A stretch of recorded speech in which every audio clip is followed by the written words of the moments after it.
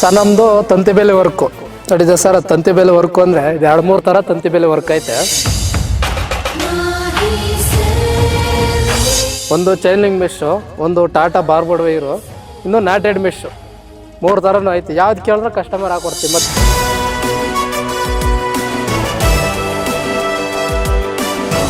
7 ಅಡಿ ಕಲ್ಲು 6 ಲೈನ್ ತಂತಿ ನಾವು ಕಸ್ಟಮರ್ ಕೇಳ್ದಂಗೆ ಹಾಕೊಟ್ಟಿದ್ದೀವಿ. ಇಂಟು ಮಾರ್ಕ್ ಕೇಳಿದ್ರೆ ಹಾಕೊಡ್ತೀವಿ, ಮಾಮೂಲಿ ಲೈನ್ ಕೇಳಿದ್ರೆ ಹಾಕೊಡ್ತೀವಿ.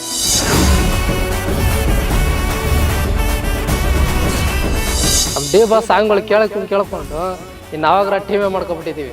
ಯಾರನ್ನ ಕೇಳಿ ಡಿ ಬಾಸ್ ಅಂತಾರೆ, ಕಂಬ ಎತ್ತಬೇಕು ಅಂದರೆ ಡಿ ಬಾಸ್ ಅಂತಾರೆ.